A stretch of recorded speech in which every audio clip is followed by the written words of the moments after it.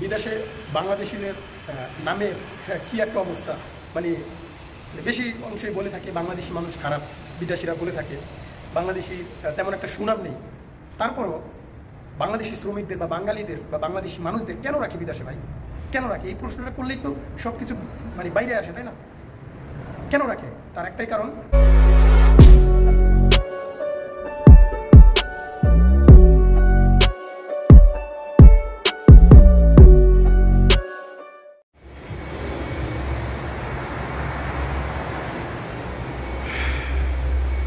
আসসালামু আলাইকুম। আশা করি সকলেই ভালো আছেন। প্রবাস কিংবা দেশ যে যেখান থেকে আজকের এই ভিডিওটা দেখছেন, সবাইকে জানাই আন্তরিক ভালোবাসা, অভিনন্দন।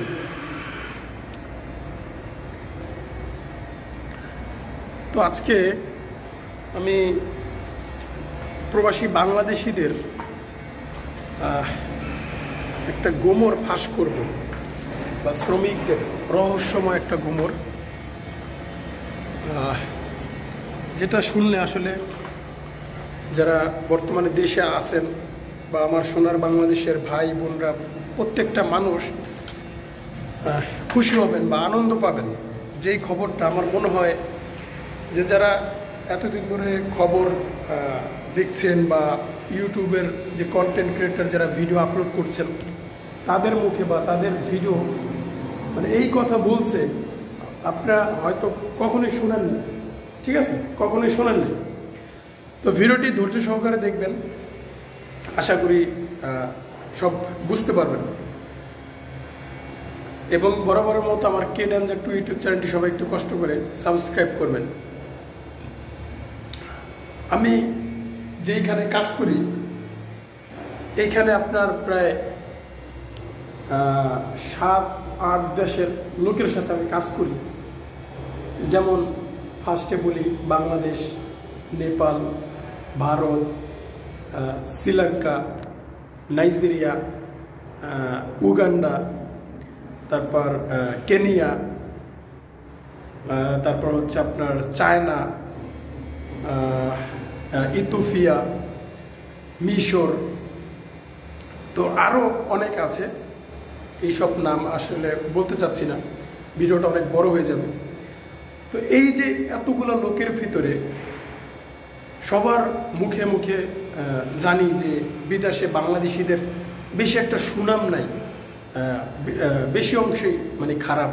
বাংলাদেশি মানুষ, বাংলাদেশি শ্রমিকরা বা বাঙালি বলে, বাঙালি খারাপ, মারামারি গ্যাঞ্জাম এই সমস্ত বেশি করে।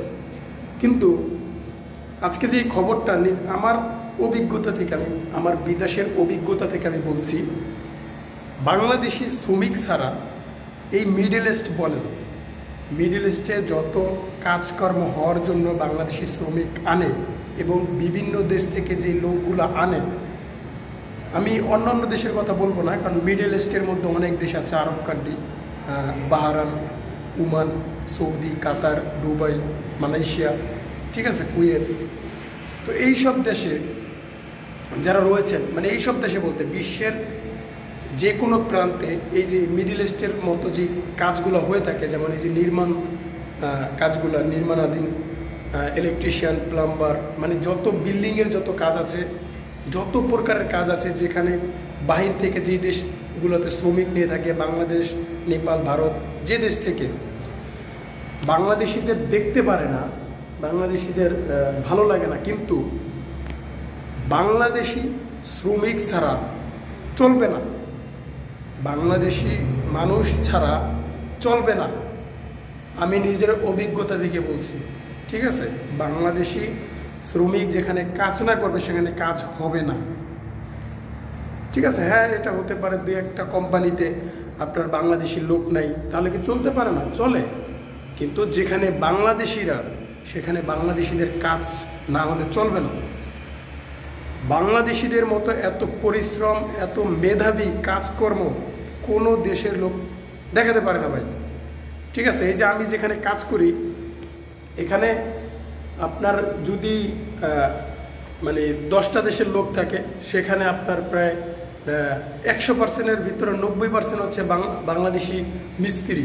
এই বলেন ইলেকট্রিশিয়ানের মিস্ত্রি, মেশনের মিস্ত্রি, আপনার মানে বিল্ডিংয়ের ভিতরে যত প্রকারের কাজের দরকার হয় সব প্রকারের মিস্ত্রি এই কোম্পানিতে আছে আলহামদুলিল্লাহ। মানে তারা দেখতে পারে না, কিন্তু বাংলাদেশি শ্রমিক ছাড়া কাজও করাইতে পারবে না, বাধ্য হয়ে নিতে হয়। কারণ বাংলাদেশিদের মতো এত কাজকর্ম জানা, এত ভালোভাবে কাজ করা কোনো দেশের লোক পারবে না, আমার নিজের অভিজ্ঞতা থেকে বলতেছি, ঠিক আছে? তো বাংলাদেশি শ্রমিকদের যে পরিশ্রম তারা করতে পারে এবং একটা কাজ সুন্দর কিভাবে হবে সেটা বাংলাদেশি শ্রমিকরা পারে। এই জন্যই এই দক্ষতার কারণে তারা এখনও মিডল ইস্টে টিকে আছে। যদি বিশ্বাস করেন না করেন সেটা আপনাদের ব্যাপার, কিন্তু বাংলাদেশি শ্রমিকদের কাজের দক্ষতায় এখনও বর্তমানে বিদেশে টিকে আছে, না হলে হয়তো বিদেশে জায়গা হতো না, ঠিক আছে? না হলে বিদেশে বাংলাদেশি মানুষদের জায়গা হতো না। আমি নিজে প্রমাণ ভাই, নিজের অভিজ্ঞতা থেকে বলতেছি। না হলে এই বাংলাদেশের মানুষ বিদেশে টিকে থাকা খুবই কঠিন হয়ে যেত যদি কাজকর্ম না জানতো। এমনও আপনার জায়গা আছে বা কোম্পানি রয়েছে বাংলাদেশি শ্রমিক ছাড়া সেখানে কাজই হয় না, ঠিক আছে? তো প্রবাসী ভাইরা যে যেখান থেকে ভিডিওটা দেখছেন, যদি ভিডিওটি ভালো লেগে থাকে তাহলে অবশ্যই লাইক করবেন, শেয়ার করবেন, কমেন্ট করে আপনার মতামত জানানোর চেষ্টা করবেন এবং নিত্য নতুন ভিডিও পেতে আমার চ্যানেলটি সাবস্ক্রাইব করে আমার সাথে থাকবেন। তো ভালো থাকবেন সবাই, খোদা হাফেজ।